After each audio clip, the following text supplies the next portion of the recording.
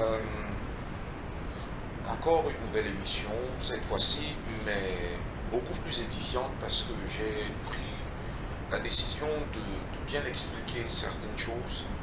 J'ai déjà parlé de ces choses dans d'autres émissions, mais cette fois-ci, je vais prendre le temps de bien expliquer parce que j'ai constaté qu'effectivement, s'il y en a quelques-uns qui suivent, ils ne comprennent pas toujours mes propos et ce pourquoi j'affirme certaines choses et ce pourquoi je dis. Donc, comme quand on commence à vouloir élever des petits-enfants, on leur donne une nourriture qui est une nourriture adaptée à leur estomac. Les petits nourrissons ne peuvent pas, par exemple, prendre de la nourriture solide ou de la viande. Donc, généralement, on leur donne du lait. Et c'est la même chose quand tu vas apprendre un langage. Et si tu te poses la question pourquoi cette personne parle ainsi, eh bien, chaque peuple a une histoire, chaque peuple a une origine. Et lorsqu'on parle du peuple Banen, ceux qui ne connaissent pas ou ceux qui ne connaissent pas les Banen, on dit Banen, Banen, Benen. Bon, les prononciations diffèrent, mais dans le fond, c'est biblique, c'est en Christ que tu trouves la vérité. C'est en Christ que tu comprends qui sont. Pourquoi je parle en langue française? Je parle en langue française parce que si je commence à parler en German ou en langue allemande, il y en a très très peu qui vont comprendre. Ceux qui vont comprendre, ce sont ceux qui vivent en Allemagne ou ceux qui sont vers l'ouest, vers les régions de Boya. Hein? Donc autant parler la langue de ceux d'aujourd'hui, ceux qui n'ont pas connu cette autre génération et qui n'ont pas connu la colonisation, entre parenthèses, mais qui sont les enfants, les petits-enfants, les résultantes d'une colonisation telle qu'elle s'est faite il y a longtemps. Ok, donc pour refaire court et entrer dans le vif du sujet, je voulais leur dire que effectivement nous sommes les descendants des Hébreux, mais nous ne parlons pas l'hébreu des Assyriens. C'est-à-dire que l'hébreu que nous parlons est un hébreu qui est très très ancien, pas paléolithique. Et si effectivement Jérusalem est notre mère, Jérusalem n'est pas que notre mère à nous. Elle est la mère de plusieurs, entre parenthèses, Israélites qui ne se savent pas. Et c'est très complexe de pouvoir expliquer l'histoire dans les détails, parce que quand les migrations se sont faites, elles ne se sont pas faites d'un coup.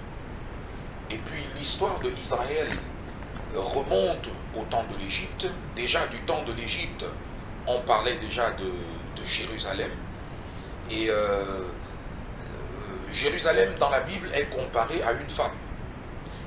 Et donc c'est un langage spirituel pour des personnes qui sont spirituelles, qui peuvent recevoir. Si la personne est charnelle et n'est pas remplie de l'Esprit de Dieu, n'est pas remplie de la connaissance de Dieu, la personne va méprendre mes propos et va mal comprendre ce que je veux dire. Donc, je souhaite que les personnes soient spirituelles et grandissent dans la connaissance. Bien. Alors, pour commencer, on commence par le B à bas l'alphabet. Ce qu'on appelle la Shawan Kadash. La Shawan Kadash. Écoute bien. C'est un alphabet. Et un alphabet qui est un alphabet hébreu, mais très ancien, c'est-à-dire le paléolithique. Pas le paléolithique assyrien, parce que quand on dit assyrien, on pense à l'Assyrie, qui est géographiquement un pays très très près de la Israël actuelle. Mais là, je ne parle pas de l'Assyrie, je te parle d'un alphabet qui lui est beaucoup plus ancien, qui date du temps où ils étaient en terre kémète, c'est-à-dire en Afrique, à l'intérieur de l'Afrique, du continent. C'est un alphabet qui est beaucoup plus près et beaucoup plus proche des hiéroglyphes. Ça dérive directement des hiéroglyphes. Alors cet alphabet, il se prononce ainsi. L'origine de la lettre A, ils disent A, mais nous on le retranscrit avec un A ainsi, tac, tac, tac, c'est-à-dire inversé, comme une sorte de compas avec un trait au-dessus. Le A normal, tu l'écris comme deux jambes debout comme ça, tu vois, comme ça. Hein? Le A normal, il est écrit comme ça. Voilà. Mais celui-ci, c'est plutôt dans ce sens-là. Enfin, je me mélange un peu. C'est-à-dire comme ça, et hop, voilà. C'est plutôt dans ce sens-ci. Et rien que ça, c'est un mot. Et rien que cette lettre est un mot et un signe, et ça veut dire quelque chose. On va dire ha! Puissance, force, strength, pour ceux qui comprennent en anglais. Alors, l'alphabet n'est pas compliqué. A, Ba, Ga, Da, Wa, Za, Ra. Ta, Ya, Ka, La, Ma, Na, Sa. Aï, Aïn.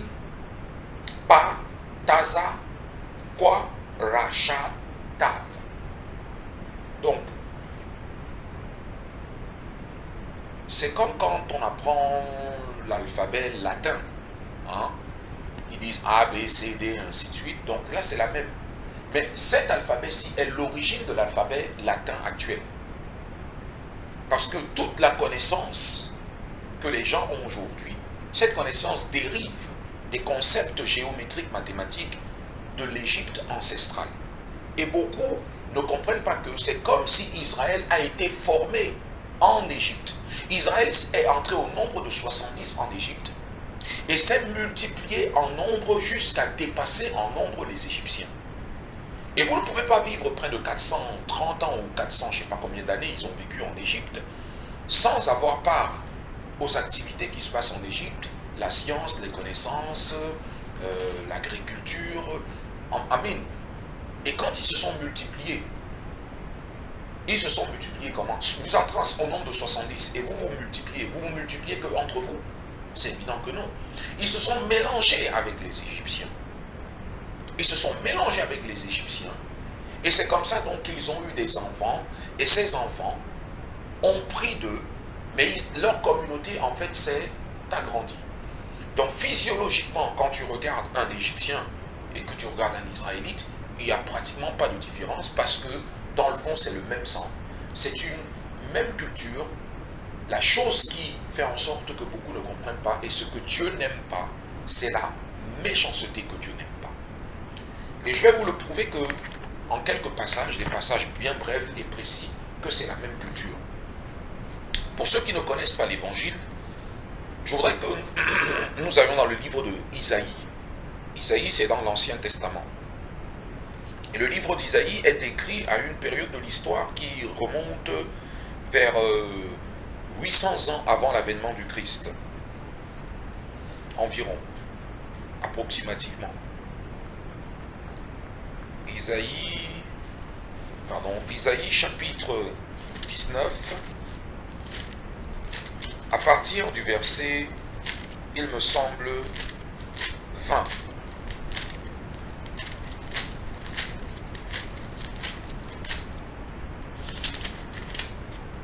Bien, j'y suis.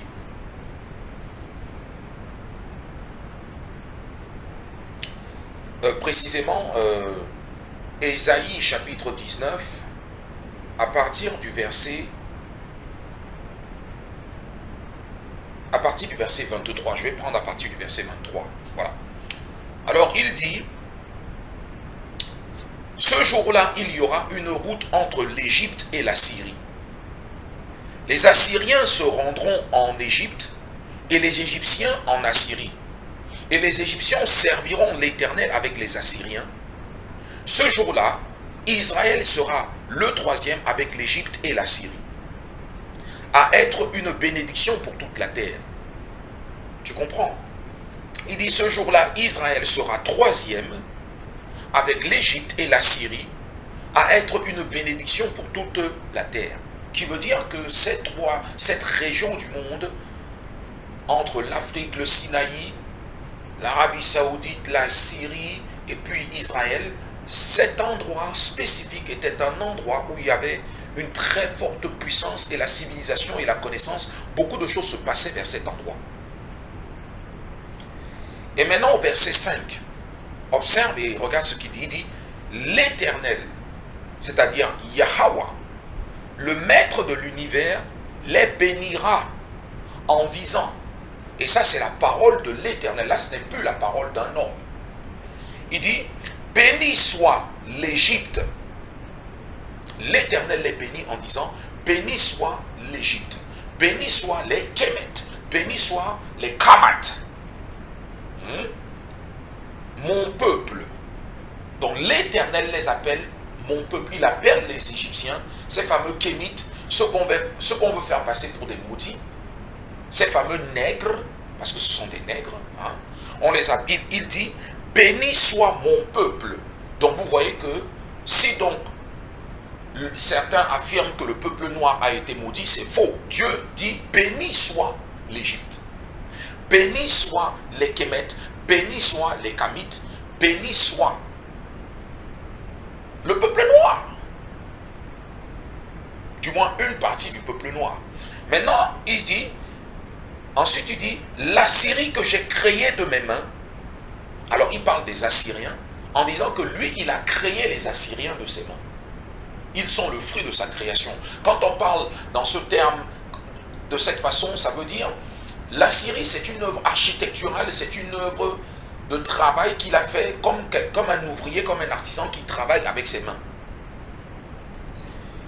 L'Assyrie que j'ai créée de mes mains et Israël, mon héritage. Maintenant, quand il parle de Israël, il s'agit d'un travail qui a été fait et comme quelque chose qui lègue à une descendance, comme quelque chose qui lègue comme un héritage. C'est-à-dire que tu peux recevoir un héritage.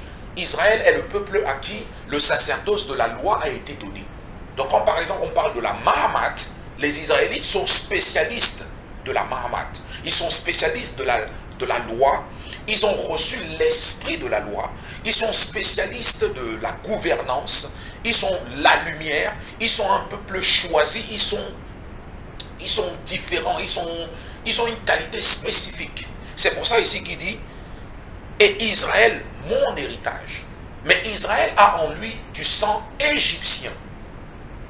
Tu comprends? Israël a en lui, dans sa chair, dans son âme, Israël est mélangé. Israël a dans ses gènes, dans sa génétique, du sang kamite. Je sais que ça choque certaines personnes, mais c'est la stricte vérité. Maintenant, Dieu est esprit. Et il faut donc comprendre que la loi est spirituelle, la loi est donc esprit, et c'est l'esprit de la loi que nous suivons. Les lois que Dieu a données à Moïse, elles sont esprit. Et quand tu les pratiques, tu vis par ces lois-là. Alors, je sais qu'il y a toujours des gens qui ont le sens de la rhétorique, qui vont vouloir me dire que oui, mais ça ne veut pas dire qu'ils sont vraiment bénis. Non, attends, c'est la parole de Dieu, c'est l'Éternel qui dit béni soit. Ce que Dieu a béni, on ne peut pas maudire. Point basta. Et par ceci, je voudrais vous montrer que si donc ce Dieu affirme et dit que béni soit l'Égypte de mon peuple, ça veut dire que les Égyptiens et les Israélites ont en vérité le même Dieu. Le terme Hala, en langage hébraïque ancien, veut dire puissance, pouvoir. Mais les gens confondent maintenant puissance et pouvoir avec la divinité. Il y a différentes puissances, il y a différents pouvoirs. Alors tous les Hala ne sont pas tous de vérité, ne représentent pas Yahweh. Tu peux avoir une puissance, mais cette puissance peut être ténébreuse. Et comme tu peux avoir une puissance qui peut être celle qui vient d'en haut. Tu suis. Voilà. Nous avançons. Nous progressions. Je reprends un peu avant et je reviens sur le livre de Ésaïe encore. Au chapitre 19, verset 3, quand tu lis, ils te disent: l'Égypte perdra l'esprit et j'anéantirai ses projets. On aura beau consulter les faux dieux et les morts, ceux qui invoquent les esprits et les spirites, je livrerai l'Égypte entre les mains de maîtres sévères. Un roi cruel dominera sur eux, déclare le Seigneur l'Éternel, le maître de l'univers. Alors, ce que je note ici dit, l'Égypte perdra l'esprit. Quand tu perds l'esprit, ça veut dire tu perds la connexion avec Dieu. tu perds le commandement. L'Égypte avait le Tumim, la Tumim, mais l'Égypte a perdu la Tumim. L'Égypte a perdu la connexion avec le Tout-Puissant. Pourquoi il a perdu la connexion avec son Père, avec le Tout-Puissant? Sans doute parce qu'il a dû pécher, ou sans doute parce qu'il n'a pas pratiqué la justice. Jésus-Christ, quand on lui posait des questions, et les pharisiens lui posaient des questions, il leur disait que ces personnes-là, ils donnent la dîme du cumin, ils donnent la dîme de ci, mais ils oublient les choses les plus importantes dans la loi qui est de pratiquer la justice. Et ce sont les mêmes principes que tu retrouves dans ce qu'ils appellent la Mahamat, c'est-à-dire le principe de la justice. Donc, quand à un moment donné, ceux-ci, parce qu'ils sont peut-être des princes, parce qu'ils dominent sur le peuple et qu'ils commencent à maltraiter le peuple, ça provoque quoi? Un déclin, et Dieu n'aimant pas l'injustice, il leur retire le pouvoir et il donne le pouvoir à d'autres. Tu suis? Voilà. Donc c'est simplement une question de justice. Tu ne vas pas affamer le peuple, tu ne vas pas taper le peuple, l'enchaîner, le mettre en prison et le maltraiter impunément. Tôt ou tard, Dieu finira par rendre justice. Il ne faut pas oublier quelque chose, c'est que l'Évangile nous enseigne que, et ça c'est un proverbe biblique, que tout le monde cherche la faveur de celui qui règne, de celui qui est intronisé d'un point de vue humain. C'est-à-dire, s'il y a un nouveau roi, tout le monde va chercher à être l'ami de ce nouveau roi. Mais la parole de Dieu nous apprend que c'est l'Éternel qui rend justice à chacun. C'est l'Éternel qui rend justice à chacun. Ok. Je progresse et j'avance.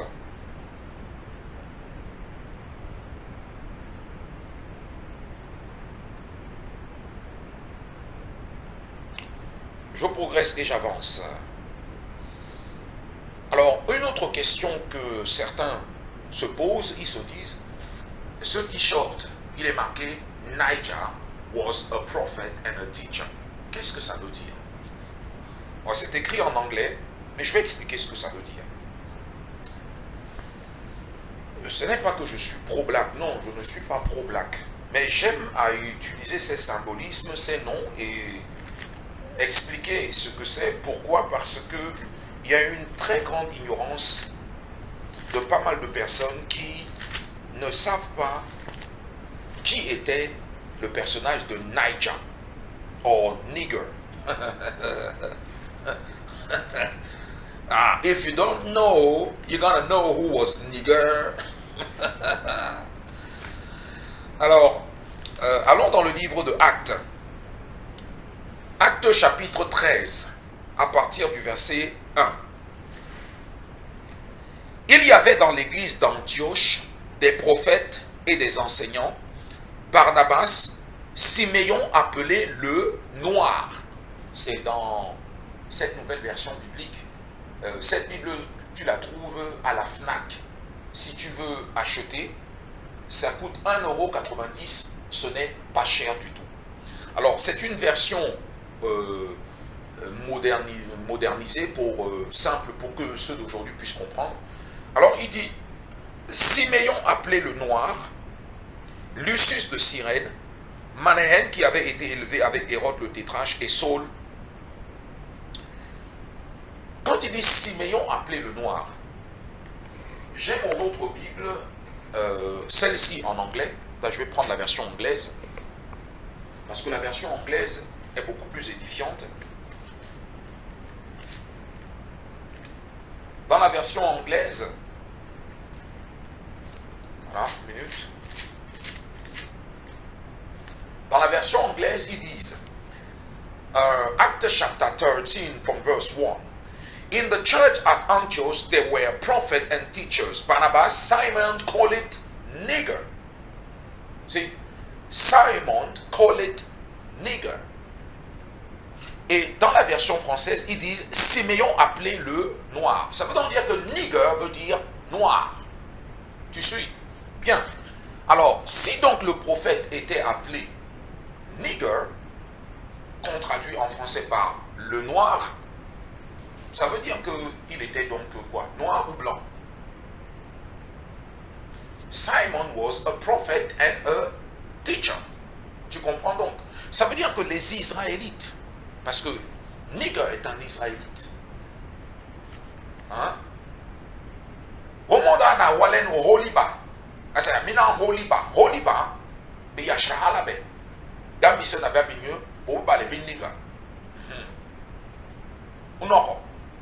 Ce que je veux dire, c'est que aujourd'hui, ceux qui sont conformes au système de choses actuel, qui ne comprennent pas qui étaient les premiers chrétiens, Simon appelé nigger, c'est l'un des premiers prophètes qui enseignait à l'église qu'on appelle Antioche, c'est-à-dire à Antioche où on les a appelés pour la première fois chrétiens. C'était, comme vous appelez, Monténégro, hein? C'était l'un de ces fameux négros qui était disciple du fameux Christ, du fameux Jésus-Christ.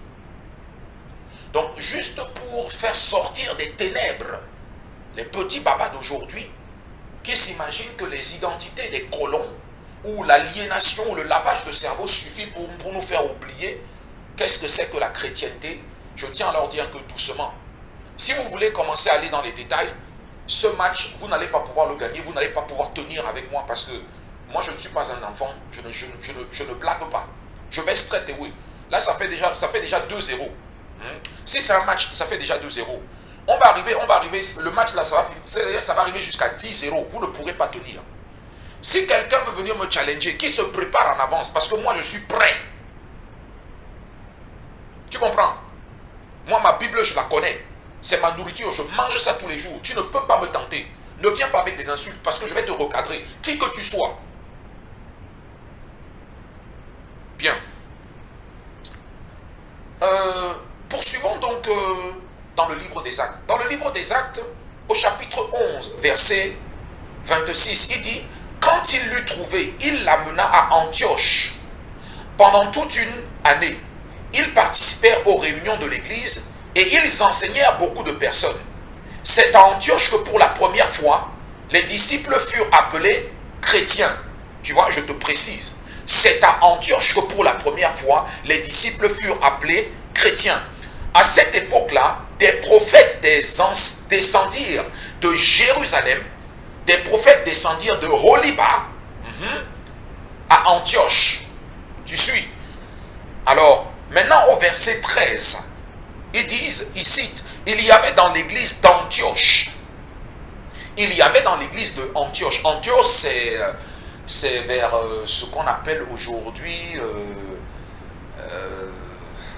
le terme m'est sorti, mais bon, c'est close, c'est près, quoi, c'est près de Israël. Chypre, voilà. Antioche, c'est maintenant ce qu'on appelle Chypre. Et donc, il dit, il y avait dans l'église d'Antioche, à Chypre donc, des prophètes et des enseignants. Et maintenant, ici, Barnabas, Siméon appelé le Noir. Et on voit très bien que, il dit, des prophètes descendirent à Antioche. Ils provenaient d'où? Ils provenaient de Holiba, ils provenaient de Jérusalem. Tu vois donc? Voilà. C'est-à-dire que le monde n'aime pas la vérité. Parce que quand on commence à dire la vérité, ça choque beaucoup de personnes. Entre parenthèses, le diable n'aime pas la vérité. Parce qu'il veut toujours tout peindre en blanc, blanc, blanc, blanc, blanc. Quand tu commences à dire la vérité, il use de d'autres tactiques. Il veut même te menacer, te terroriser pour pas que tu dises la vérité. C'est ça leur problème, c'est qu'ils n'aiment pas la vérité. Et ils utilisent la provocation. C'est donc si tu es élevé dans la vérité, la connaissance de la vérité fera en sorte que non, tu ne vas pas tenter. Tu vas simplement, quand quelqu'un va commencer à faire n'importe quoi, si tu vois que c'est ton frère, tu vas reprendre ton frère et lui expliquer les Écritures, lui ouvrir les yeux pour qu'il comprenne que, bon voilà quoi, ce sont des choses qu'on n'enseigne pas à l'école. C'est à lui de prendre sa Bible et de lire et de aimer. Ne t'imagine pas que le colon ou le méchant va mettre en place un programme pour te faire apprendre la vérité. C'est à toi de tremper tes yeux, de vérifier toi-même et d'apprendre. Vous vous imaginez que vous allez aller dans des églises avec des faux pasteurs qui travaillent pour de l'argent et qui ne travaillent pas pour Dieu et qui vont vous instruire? On ne peut pas servir de maître. Vous comprenez? Voilà. L'esclavagisme là est en train de finir. Les yeux des aveugles voient. L'esprit est en train d'être éveillé.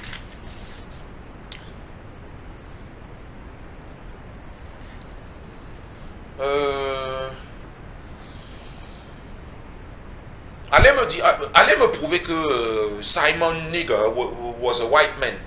Hmm? Non, mais continuez de contester. Contester. Hein? Hein? Bien, ok. Fin du match, alors il n'y a plus match. Donc nous voyons ici que, ceux qu'on appelle Égyptiens, ils n'ont pas été maudits, Dieu les a bénis. Nous voyons aussi que Israël s'est mélangé avec les fameux Égyptiens et que c'est en se mélangeant qu'ils se sont multipliés. Autre chose encore, nous allons aller dans le livre de Ézéchiel. Ézéchiel,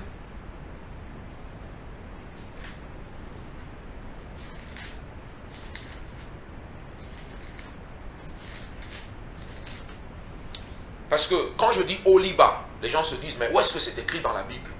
Hein? Parce que moi, dans mon patois, pour saluer, les gens disent, ah, mina Oliba, mina Oliba, mina Oliba. Hein? Waya, onanaya, ata, wanaya, ana Oliba.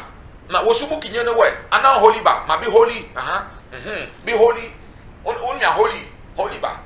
Tubokentu koda, omote, ofande, olal, olala, iyana le olal. Ma be holy, basa makanja, taya makanja, esprit wo subu, ma yama mabe, nosuma homo, ma yama ma Yerusalem, ma yama ma holy ba mo. Da wo su tous les bas assyriens. Nous ne sommes pas des Assyriens. Tu comprends? C'est-à-dire, il y a une connexion qui a été perdue et la connexion avec la Syrie, quand tu vas dans le livre de Ézéchiel, tu vas comprendre que c'est ce qu'ils appellent la prostitution. Mon peuple périt faute de connaissance et l'esprit de la prostitution est au milieu d'eux. Tu comprends? Bon, maintenant, quand on va dans le livre de Ézéchiel, je vous ai dit la parole de Dieu est spirituelle et soyez spirituels, comme ça vous allez comprendre. Dans le livre de Ézéchiel, Ézéchiel chapitre 23 à partir du verset 1.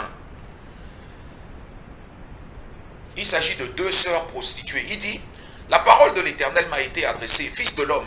Il y avait deux femmes, filles de la même mère. Elles se sont prostituées en Égypte. Elles se sont prostituées dès leur jeunesse. Là, leurs seins ont été pelotés. Là, leurs poitrines de filles vierges ont été caressées. La grande s'appelait Ohola et sa sœur Oholiba. Tu comprends, tu entends? Ils te disent qu'il y avait deux femmes qui se sont malheureusement, qui n'ont pas été fidèles, qui étaient des infidèles. Elles sont filles de la même mère. Et il t'explique, il te dit, elles se sont prostituées où? En Égypte. Tu comprends c'est quoi la prostitution? La prostitution c'est la tromperie. C'est l'infidélité. Donc elles ont eu des amants. Elles n'ont pas été toujours fidèles au Dieu créateur Yahweh. Tu comprends? Elles ont commis des actes de trahison. Ok. Ensuite il dit, elles se sont prostituées dès leur jeunesse.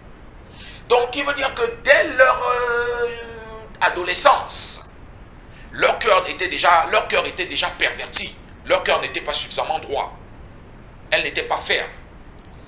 Maintenant, là, leurs seins ont été pelotés. Écoute le langage, c'est très spirituel. C'est imagé, parabolique. Là, leurs poitrines de filles vierges ont été caressées. La grande s'appelait Ohola et sa sœur Oholiba. Maintenant, on va savoir qui est Ohola et qui est Oholiba. Ensuite, il dit, elles étaient à moi. L'Éternel dit, elles étaient à moi, c'était ma propriété. Et elles ont mis au monde des fils et des filles. Oholal, c'est Samarie. Oholiba, c'est Jérusalem. Tu comprends? Oholiba, c'est Jérusalem. Verset 5, il dit, Oholal s'est prostituée. Elle n'était pas fidèle. Elle a trompé. Au lieu de rester à moi, elle s'est prise de passion pour ses amants, ses voisins assyriens. Tu entends? Il dit, Oholal, c'est-à-dire Samarie. On parle des Samaritains. La Samarie, au début, appartient à l'Éternel. Mais les Samaritains, quand on dit le bon Samaritain ou têtu comme un Samaritain, voilà, le Samarie n'a pas été fidèle. Elle s'est prise de passion pour ses amants, ses voisins assyriens. Tu comprends? Je t'ai parlé de l'alphabet qui est un alphabet paléolithique qui date de l'époque de l'Égypte, et je t'ai parlé d'un autre alphabet qui, lui, est celui d'aujourd'hui, c'est-à-dire l'hébreu qu'ils écrivent, qui est un alphabet, qui est l'assyrien, celui-là. Alors ici, de dire la Samaritaine, elle s'est pris de passion pour ses amants, ses voisins assyriens. Elle n'a pas été fidèle. Habillée d'étoffe violette, ils étaient gouverneurs ou magistrats, c'est des gens de pouvoir, mais hala, hein, comme c'est les hala qu'elle cherchait, ils étaient gouverneurs, magistrats, c'était tous de séduisants jeunes hommes, des cavaliers montés sur des chevaux. Elle s'est offerte à eux, à toute l'élite des Assyriens, les élites, tu comprends? C'est comme aujourd'hui, tu as l'élite de la politique, bon bref quoi, les mondains quoi. Elle s'intéressait beaucoup plus aux hommes de pouvoir. Hein? Les élites des Assyriens, elle s'est rendue impure. Elle a perdu de sa pureté. C'est-à-dire son langage n'était plus pur. Son langage était devenu dégueulasse. Son langage était devenu grossier, familier. Son langage était devenu vraiment pas châtié du tout, plus soutenu. Son langage n'était plus correct. Elle ne parlait plus comme son père voudrait qu'elle parle. Elle commençait à parler comme une prostituée. Tu suis? C'étaient les insultes qui se mélangeaient dans son langage, dans sa bouche. Elle s'est rendue impure avec tous ceux pour lesquels elle s'était prise de passion, avec toutes leurs idoles.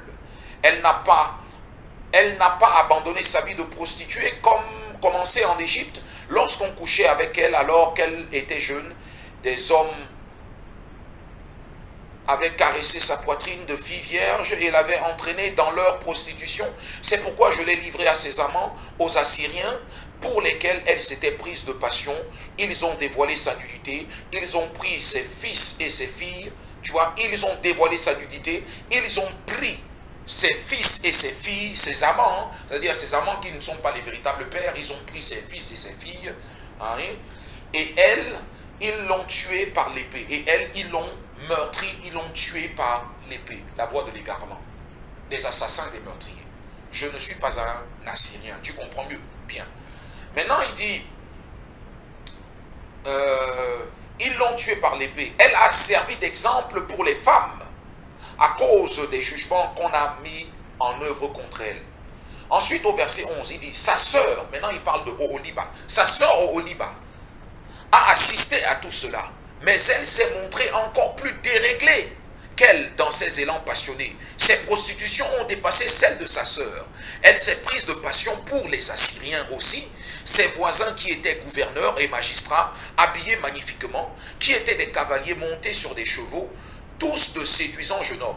J'ai vu qu'elle s'était rendue impure, qu'elle les avait toutes les deux suivi la même voie. Elle est allée même plus loin que ses prostitutions. Elle a aperçu des hommes sculptés.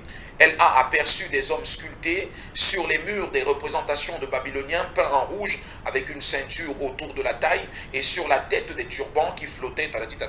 Bon bref, c'est tellement long. On arrive au verset 20.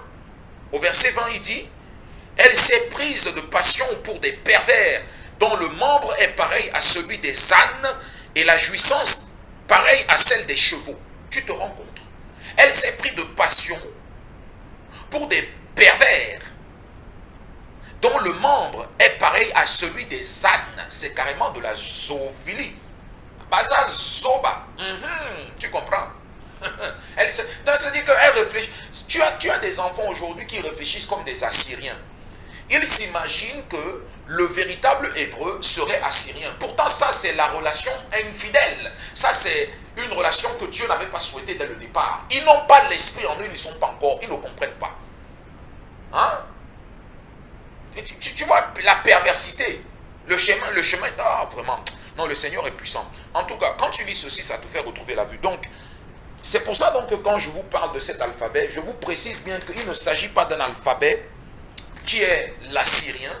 Il s'agit du langage qu'ils parlaient à l'origine même, quand ils étaient encore en Égypte au temps de Moïse. C'est un langage pur. C'est encore plus ancien que ce que vous appelez l'araméen, puisque l'araméen est parlé en Syrie. Mais cet araméen qui est parlé en Syrie, non, il n'est pas Pur, pur, pur, pur, pur. Vous suivez? Voilà. Non, il faut venir. Ah, le Seigneur va te laver. Ah, tu vas redevenir propre. Alors maintenant, en patois, quand on dit Mina Liba, je sais que c'est juste un trait d'esprit. C'est juste pour dire qu'attention, Liba au début n'était pas pervertie. Elle n'était pas assyrienne. Elle est la propriété quand même de Dieu. Qui est Sarah, qui est notre mère, c'est celle d'en haut, qui est Jérusalem. Tu vois? Donc, nous ne suivons pas celle qui est dans l'esclavage, mais nous suivons celle qui est en haut.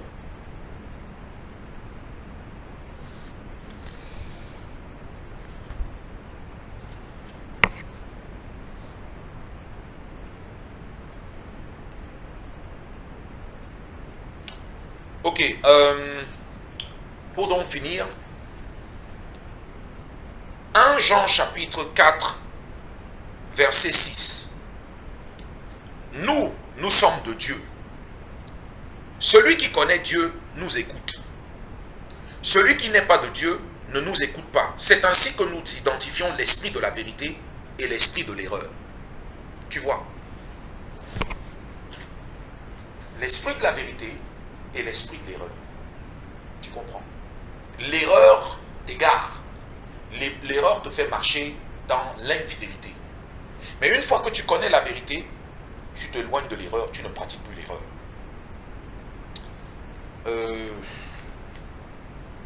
Alors, la Jérusalem dont je parle, ce n'est pas une Jérusalem terrestre.